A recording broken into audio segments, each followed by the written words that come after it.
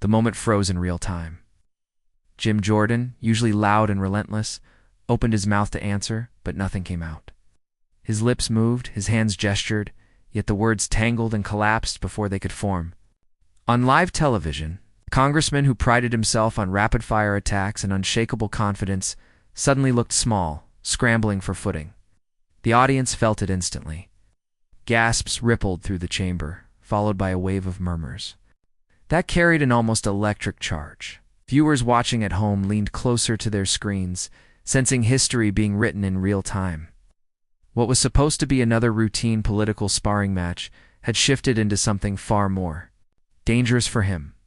Across from him, Jasmine Crockett sat unwavering, her eyes fixed on Jordan with the steadiness of a surgeon holding a scalpel. There was no need for theatrics, no raised voice, no flurry of motion. Her questions had already done the cutting, slicing past his bluster and leaving him exposed before the nation. Each word she had spoken wasn't just a question, it was a blade, sharpened by law, precision, and truth. Jordan blinked rapidly, fumbling, searching for a lifeline. The silence that followed was deafening, stretching longer than any politician could afford on live TV. In that pause, the balance of power tilted. The so-called interrogator had become the interrogated. The crowd's unease turned to anticipation. They could sense Crockett wasn't finished. She hadn't even leaned forward, yet hadn't raised her voice, and already he was unraveling. There was a sharpness in her gaze, a quiet determination that told everyone watching, this wasn't luck, this wasn't chance. She knew exactly what she was doing. The cameras panned between them, Jordan, shuffling in visible discomfort, and Crockett, poised, deliberate, unflinching. One man caught in the quicksand of his own contradictions. One woman steady as stone, ready to strike again.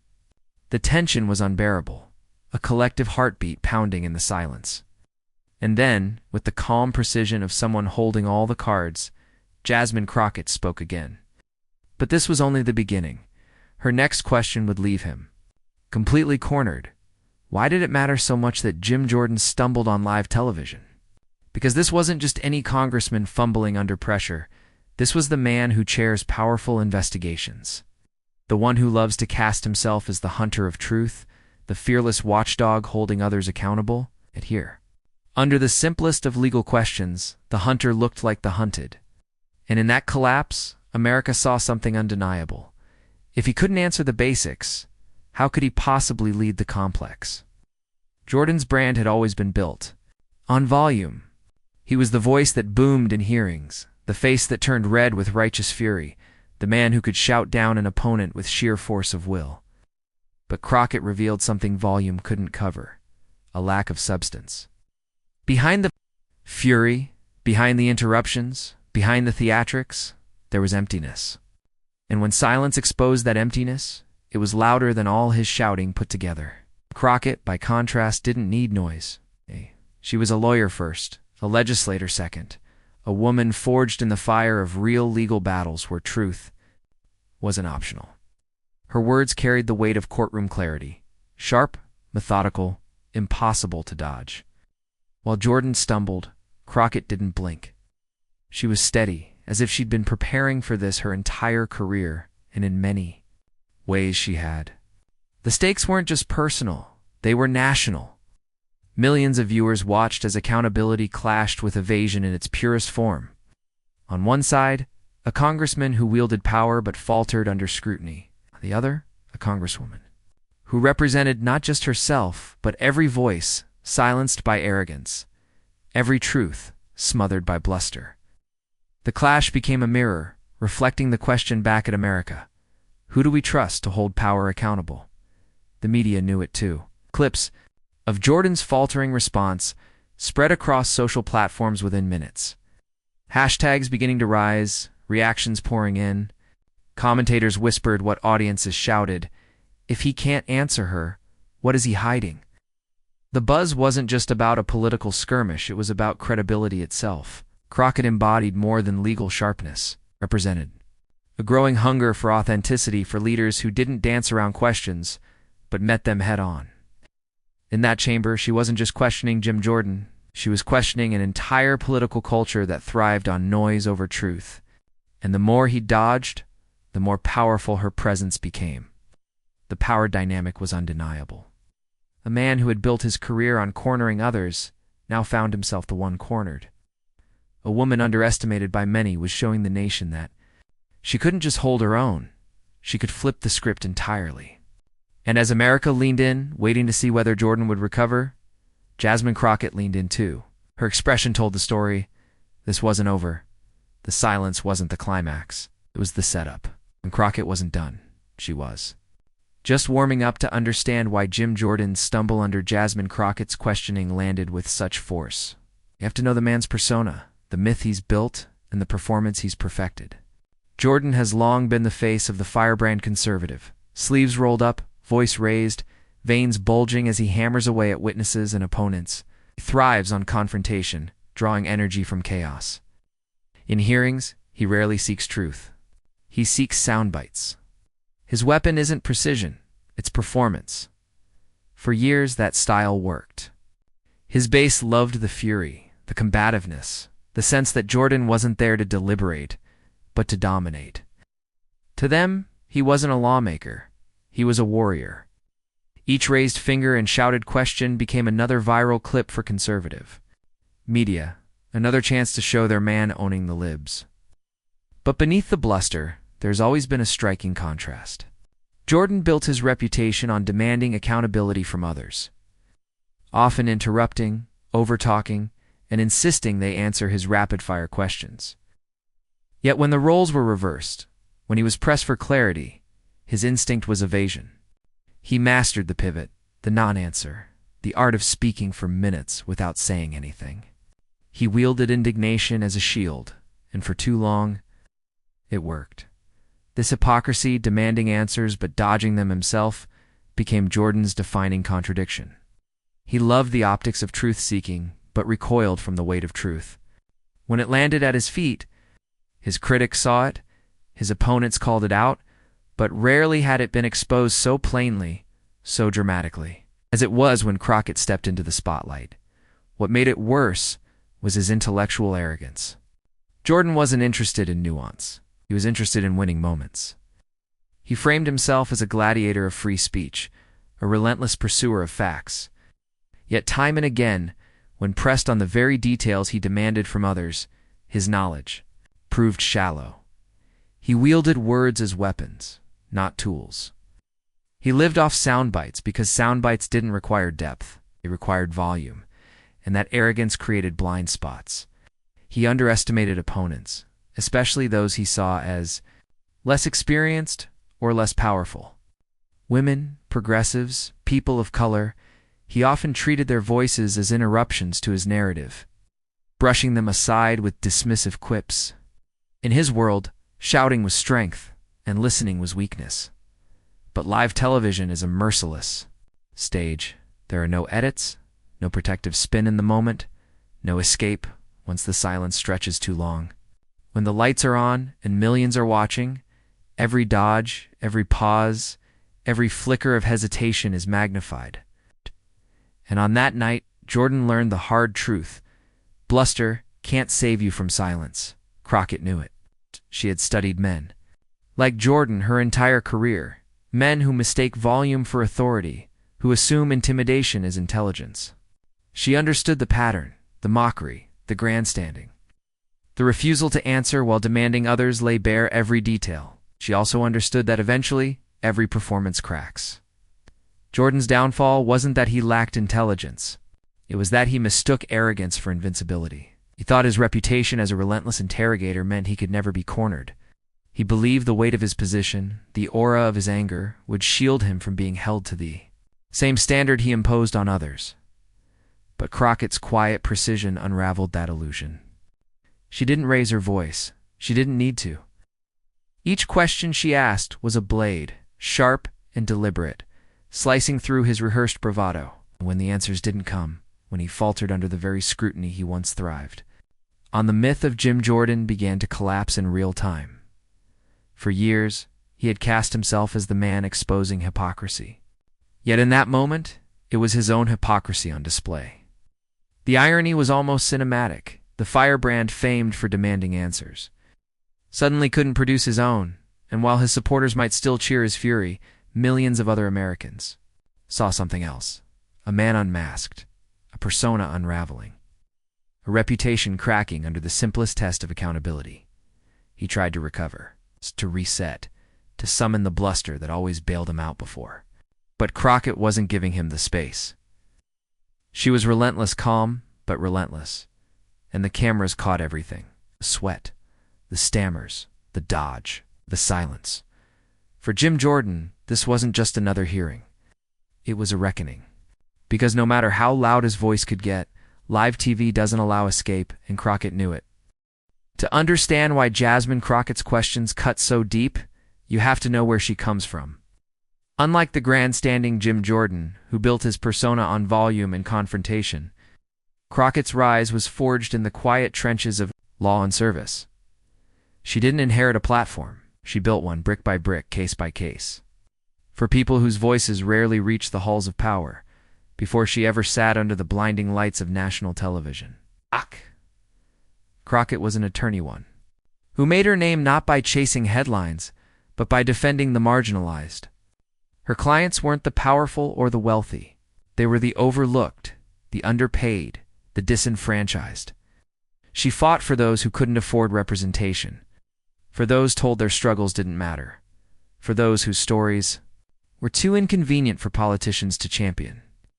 In courtroom after courtroom, she stood tall for people who were used to being ignored, and in those courtrooms, she learned something Jordan never did. Power is not in how loud you shout, it's in how precise you are with the truth. The law demands clarity. Judges don't reward theatrics. Facts matter, precision matters, and dignity matters. For Crockett, every question was a tool, every fact a shield. Her training sharpened her ability to cut through noise, to expose contradictions, to corner even the slipperiest opponent. But her power wasn't just professional. It was deeply personal. Crockett grew up with a lived awareness of how fragile dignity can be, how quickly it can be stripped away in a society too often skewed against those without wealth, status, or privilege. She knew what it meant to be dismissed before even opening her mouth. She learned early on that the only answer to dismissal was resilience. That resilience shaped her career. It gave her a reputation as a public servant who didn't just read laws, she embodied the principles behind them. When she spoke about fairness, it wasn't abstract theory, it was lived truth. When she demanded accountability, it wasn't for a headline. It was because she knew how corruption and evasion left real scars on real communities. Her authenticity wasn't a performance. It was survival turned into strength. In every space she entered, Crockett carried history with her, not just her own, but the history of countless others who had been told they didn't belong. She represented young women told politics was a man's arena. She represented black communities still fighting to have their voices heard without interruption or dismissal. She represented ordinary Americans who wanted their leaders to be more than performers, to be honest, grounded, and accountable, and that authenticity gave her an edge Jordan could never replicate. He thrived on sound bites. She thrived on substance. He wielded arrogance. She wielded grit. Arguments were built on bluster. Hers were built on evidence, law, and lived humanity. Her rise wasn't without cost. She faced smear campaigns, caricatures, attempts to reduce her to labels instead of listening to her words. But instead of silencing her, those attacks only sharpened her fire. She knew that every insult thrown her way was one less aimed at the voiceless people she represented. She absorbed the blows so she could keep fighting. That was her armor, resilience forged in both law and life. So when she stepped onto that live stage with Jordan, she wasn't just another politician waiting her turn. She was a seasoned advocate, a truth teller, a woman who had faced down dismissive smirks and smug interruptions 1,000 times before. She had no illusions about who Jordan was or what he represented. She'd seen his type before, men who believed bluster could bury truth, who confused arrogance for authority, who thought dismissing someone made them disappear. But Crockett was prepared. More than prepared, she was built for this. Every courtroom battle, every late-night case file, every voice she had carried with her had led to this moment. She didn't need to yell. She didn't need to flail. Her strength was in her calm, in her clarity, in the unshakable steadiness of someone who had walked through fire and come out stronger. And it was that grounding that made her such a dangerous opponent for Jordan. Because when bluster meets truth, truth has patience. When arrogance meets authenticity, authenticity has endurance. When a man shouts authority but can't back it up, the silence of his falter rings louder than any insult. Crockett represented more than herself that night. She carried her history, her community, and her cause into that room. She was the voice of those who never got to sit in front of the cameras, who never got to ask the powerful why they dodged accountability. Every question she posed was more than a challenge to Jordan. It was a demand for justice on behalf of the people watching who had been dodged and dismissed their whole lives. Her story was a stark contrast to his. Where his career was a performance built on confrontation, hers was a journey built on resilience. Where he used his platform to amplify his own persona, she used hers to amplify the truth of others. And when the two collided, the outcome was inevitable, because Jasmine Crockett didn't just carry her own name into that room, she carried stories, history, and dignity. And it was that grounding that would soon dismantle Jim Jordan's facade. Asterisk. The tension had been simmering since the opening moments, but now it was beginning to boil. Jasmine Crockett leaned in, her voice calm yet cutting, each word landing like the strike of a gavel. She wasn't raising her tone. She didn't need to. Her questions themselves carried the weight. They weren't vague or rhetorical. They were precise, legal, grounded in statutes and precedent. Each one built on the last, tightening the net around Jim Jordan. Jordan, used to dominating exchanges with sheer force of personality, tried his usual tactics. He pivoted, deflected, and tried to turn the spotlight back on Crockett. He joked about gotcha questions, tossed out sarcastic asides, even tried to bait laughter from his base in the audience. But the laughter was scattered, forced. The tension in the room had shifted. It wasn't comedy. It was cross-examination. Every time he dodged, Crockett followed. Every time he sidestepped, she closed the distance. She was relentless not in tone, but in substance. She pressed on the law, on procedure, on the very responsibilities Jordan himself had taken on as chair of investigations.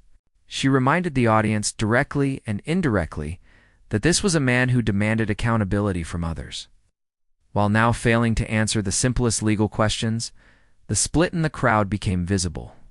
On one side, conservative loyalists clapped whenever Jordan threw out a quip or jab, but their applause was defensive, like fans cheering to cover up a losing play. On the other side, murmurs grew louder, heads shook, and whispers spread. Why isn't he answering? Doesn't he know this? Is he dodging on purpose? The longer the exchange went, the clearer it became. Crockett wasn't rattling him with insults. She was dismantling him with the very tools he claimed to master. And while the audience inside the room reacted in real time, another audience, the far bigger one, was already forming online. Clips were being snipped and uploaded. Mid-debate. Hashtags sparked. Hashtag Jordan dodges. Hashtag Crockett cornered him. Hashtag answered the question. TikTok loops replayed his stammering pauses. Twitter X lit up with disbelief, some mocking him, others simply stunned at how easily Crockett sliced through his defenses. The debate wasn't just happening on stage anymore. It was going viral before their very eyes. Jordan felt it too. His usual swagger thinned as his responses grew less confident. He was still trying to regain footing, but his shoulders stiffened. His voice betrayed frustration. He began to interrupt, to speak over Crockett, to accuse her of bad faith. But each attempt only highlighted what was missing, an actual answer. Crockett didn't flinch. She let the interruptions land, then calmly repeated her question, sharper each time. Forcing him back into the spotlight, he was desperately trying to redirect. The spectacle had shifted. No longer was this Jordan the aggressor, commanding the stage. He was the one being cornered, his reputation for firebrand dominance dissolving under the bright lights of scrutiny. Crockett wasn't yelling, she wasn't mocking. She was simply doing what the law had taught her to do, exposed truth by refusing to let go. The room could feel the pivot. Confrontation that began as Jordan's attempt to dismiss her. It turned into Crockett's masterclass in composure and precision. This wasn't a shouting match. It was a dismantling. And then it came, the moment the room seemed to brace for. She adjusted her papers, looked directly at him, and asked the question. Not one layered with technicalities, not one that allowed wiggle room, but a simple, devastating query that went to the heart of his credibility. The words hung in the air, the silence stretching. The crowd leaned in, cameras zoomed tighter. And even the online chatter seemed to pause, waiting for his response, and for the first time all night. Jordan had nowhere left to run. Cliffhanger. Then came the question he couldn't run from. Asterisk it. Was the kind of silence that only happens when the truth has been cornered. One sharp, simple question from Jasmine Crockett hung in the air, reverberating louder than any insult Jim Jordan had hurled in the past. The audience froze. The camera zoomed closer, and every second of hesitation from him became an indictment more powerful than any speech she could have given. Jordan opened his mouth once, then closed it. He looked down at his papers, shuffled them as if the answer might be hiding somewhere in the ink. But there was nothing, no rehearsed line, no snappy retort, no escape hatch. He stammered, tried to pivot to an unrelated talking point, then circled back, fumbling with half-sentences that trailed into nowhere. The murmurs in the audience grew into audible gasps. Some couldn't help but laugh under their breath. Others whispered, "He doesn't know. He really doesn't know." On live television, the man who had built his reputation on aggressive questioning and bulldozing his opponents was suddenly exposed as hollow. When faced with a calm, precise inquiry he couldn't sidestep, Crockett didn't gloat. She didn't need to. She simply leaned back, her expression steady, her silence intentional. Every second she allowed to tick by was a reminder. He was supposed to answer, supposed to prove his credibility, and he couldn't. Jordan's body language told the story his words couldn't. The flush rising in his cheeks, sweat gathering at his temples, the stiff movements of someone desperate to appear in control, while knowing he had lost it. His shoulders sagged ever so slightly. His voice lost its boom. He was rattled, plain and simple. The audience broke. First came the gasp, then came the burst applause rippling through the room. Cheers that drowned out whatever weak sentence Jordan tried to salvage in the chaos. Viewers at home could hear it, a crowd acknowledging that the tide had turned, that the balance of power on that stage had shifted decisively, and Crockett. She sat steady, letting the moment breathe. She didn't have to explain the significance. Everyone watching inside that room and across the country understood it. This wasn't just about Jim Jordan fumbling an answer. This was about accountability, meeting evasion, and accountability winning. Online, the firestorm ignited instantly. Within minutes, clips of Jordan's silence flooded social media. Twitter X feeds exploded with hashtags. Hashtag Jordan stumped, hashtag Crockett mic drop, hashtag answer the question. TikTok edits looped his awkward pause over and over, adding dramatic music or captions like, "When you're the chair of investigations but can't answer a basic question?" YouTube Shorts went viral, racking up hundreds of thousands of views. In hours, commentators chimed in, some incredulous, others gleeful. Memes sprouted like wildfire. Jordan fumbling a microphone. Jordan searching Google mid-hearing. Jordan with captions like, "Loading. Please wait." Cockatay. Calm stare became a symbol, a reaction gif in its own right. The look of someone who knows they've landed the decisive blow. But beyond the memes and laughter, there was something deeper unfolding. For years, Jordan had positioned himself as the bulldog of Congress, the fighter, the man who put others on the defensive. And here, in front of millions, he had been reduced to stammering silence by a woman who represented not bluster, but knowledge. Not showmanship, but law. Not arrogance, but grounded truth. The clip traveled far beyond political circles. Late-night hosts teased it in monologues. Morning shows replayed it with slow-motion cuts. Even international outlets picked it up, noting how one question exposed the fragility of a political figure whose persona had been built on constant attack, and Jordan himself. His attempts at recovery only deepened the wound. He tried to laugh it off later, suggesting the question had been overly technical or asked in bad faith. But that only made the clip burn hotter.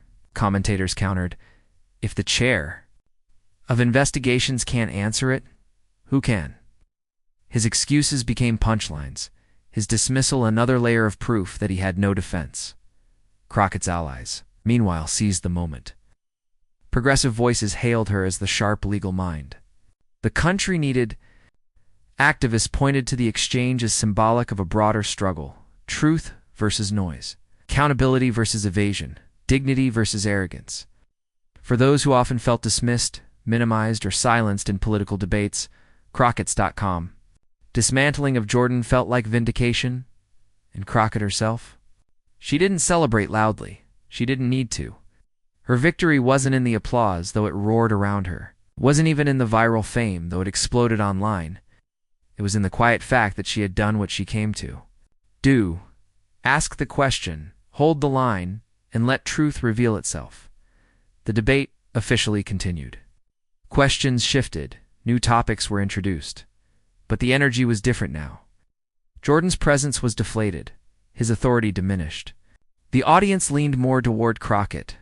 Reporters whispered more about her than him. And the cameras lingered longer on her face than on his stumbles. That was the power of a mic drop moment. Not the theatrics, but the undeniable clarity that followed. A single question had exposed the imbalance, and no amount of bluster could undo it. And yet, though the stage victory was complete, the story wasn't finished. Because sometimes the real impact of a moment isn't fully seen under the bright lights. It happens after the cameras stop rolling, when the clips continue to spread, when the whispers turn into headlines, when the echo becomes a chorus. Cliffhanger. But what happened after the cameras cut made the moment even bigger. Asterisk, the cameras may have cut. But the moment was just beginning to live. Almost instantly, clips of Jim Jordan's silence and Jasmine Crockett's piercing stare lit up social media like wildfire. Within minutes, the hashtags were everywhere. Hashtag Jordan speechless. Hashtag Crockett destroys. Hashtag answer the question. The essence of what millions had just witnessed in unmasking, a reckoning, a reversal of power. On TikTok, creators wasted no time. Edits layered dramatic music over Jordan's fumbling, slowed his awkward pauses, and froze on Crockett's.com. Expression with captions like, "This is what accountability looks like." Others turned the exchange into comedy skits, with voiceovers mocking Jordan's stammers or looping his silence into 10-second clips that ended with a mic drop. Within hours, these videos had racked up millions of views, the comment sections overflowing with praise for Crockett and ridicule for Jordan. YouTube Shorts caught the wave too. One compilation video titled, "Jim Jordan Destroyed in 30 Seconds" rocketed to trending, with commenters hailing Crockett as the new standard of congressional debate. Another user posted a side-by-side comparison, Jordan aggressively questioning witnesses in past hearings versus him fumbling in silence against Crockett. The contrast was damning, and the views kept climbing. Memes spread like wildfire across X1, showed Jordan holding cue cards with blank spaces, captioned, "Jim Jordan's legal notes." Another superimposed the classic loading wheel over his frozen face. But perhaps the most viral of all was a simple screenshot of Crockett leaning back, eyes locked, with the caption, "When you already know you won." That image became a digital symbol of composure defeating chaos. Commentators didn't hold back either. Progressive pundits praised Crockett's legal precision, calling her the sharp mind Congress needed in an age of bluster. Even some centrist voices joined in, noting that Jordan's inability to answer basic legal questions was more than embarrassing, it was alarming. Given his role as chair of high-profile investigations, one prominent legal analyst summed it up. If he can't answer the simplest questions, how can he be trusted to lead? Celebrities chimed in, amplifying the reach beyond politics. Musicians, actors, and influencers reshared the clip with comments like, "This is the energy we need," or "Crockett carried the whole country in that moment." Sports stars tweeted GIFs of Jordan's silence with playful captions. The crossover into pop culture signaled that this was no longer just a political clip. It had become a cultural event. The right-wing echo chamber, of course, scrambled to defend Jordan. Some claimed Crockett's questions were traps or gotcha games. Others insisted he had been set up. But the defenses rang hollow against the sheer clarity of the moment replayed endlessly across screens. For every attempt at spin, there were 1,000 memes, 100 videos, 1,000,000 viewers seeing it for themselves. The narrative had already escaped their grasp. Meanwhile, Crockett herself became the face of a larger story. Commentators reframed the moment not simply as her victory, but as a symbol: truth over bluster, preparation over performance, dignity over arrogance. Her calm stare after Jordan's silence became a cultural shorthand for strength, the kind that doesn't shout but holds steady. Across activist spaces, her takedown was hailed as validation. Community leaders posted about how often marginalized voices are dismissed in public debates, only to watch Crockett flip the script live on air. For many, it wasn't just about Jordan failing. It was about Crockett proving that knowledge rooted in experience could dismantle even the loudest voices of dismissal. Polls and online surveys in the following days showed spikes in her recognition. Clips of the exchange became rallying material for fundraisers, campaign ads, and grassroots groups. Some progressives openly called it the moment accountability went viral. And yet, beyond the applause and memes, something deeper stirred. The conversation wasn't just about one man's failure or one woman's triumph. It tapped into a broader tension in American politics, whether shouting and spectacle would continue to dominate, or whether steady truth-telling could finally reclaim the stage. It was in that undercurrent, beneath the noise of trending hashtags and viral edits, that the cultural significance revealed itself. This wasn't just about Crockett embarrassing Jordan. It was about millions watching and realizing that silence, evasion, and arrogance could no longer go unchecked. As the dust settled and the viral storm surged across the nation, Jasmine Crockett stepped forward to reframe what had just unfolded. She could have taken a victory lap, basking in the praise and viral glory. She could have made it about her sharpness, her skill, her ability to leave Jim Jordan speechless on live television. But Crockett understood something deeper. This was never about ego. This was about accountability. She reminded her audience, both in the room and across America, that leadership is not about how loudly someone can pound a desk or how aggressively they can dodge a question. It is about the willingness to face truth, even when it's uncomfortable. Jordan, she noted, had built his reputation on demanding answers from others. Yet when asked to provide his own, he stumbled, stammered, and tried to escape. In contrast, Crockett stood firm. Her questions were clear, her voice steady, her intent unmistakable. The contrast could not have been sharper. On one side, Jordan, the dodger, the showman, the man who thrived on bluster but faltered under basic scrutiny. On the other, Crockett, the attorney, the advocate, the truth-teller who carried not just her own credibility, but the weight of the communities she represented. In that moment, the dichotomy became visible to millions. Arrogance versus dignity, evasion versus clarity, theater versus truth. And it was Crockett's clarity that endured. "Truth doesn't stumble," she said in interviews afterward. "Evasion always does." The line spread almost as quickly as the debate clip itself. It was quoted on banners at rallies, printed on posters, tweeted, shared, repeated. It captured the heart of what the nation had seen in a age-old lesson given: fresh urgency in an age of spin and spectacle. But Crockett pushed the meaning further. For her, this was not just about one man's failure on one night. It was about the larger cultural shift happening before our eyes. For too long, strength had been defined by those who could shout the loudest, dominate the stage, drown out others with bravado. But Crockett demonstrated that there is another kind of strength, the strength of preparation, of resilience, of dignity that doesn't waver when challenged. She embodied it, and millions recognized it. This is why the moment resonated so profoundly. Beyond political tribes, it wasn't simply progressives celebrating a win or conservatives scrambling to defend a loss. It was ordinary viewers, many of them tired of spectacle, realizing that they had witnessed something rare, a confrontation where truth didn't just survive, it won. And in that victory, people saw a reflection of the kind of leadership they craved. The cultural turning point was clear. Crockett's composure and precision offered an alternative to the politics of noise.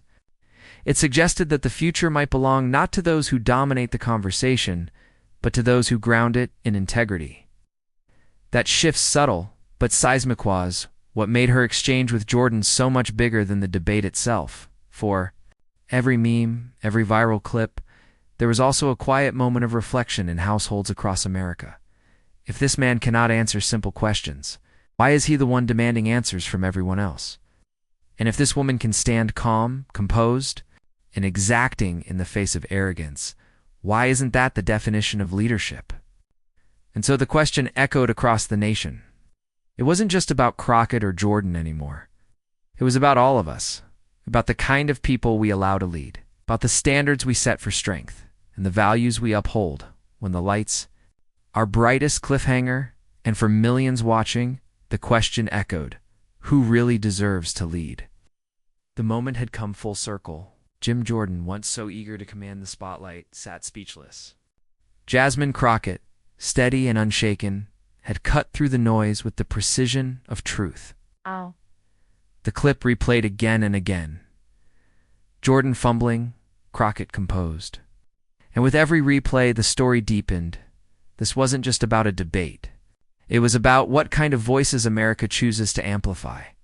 If you felt that surge of pride when she refused to back down, you're not alone.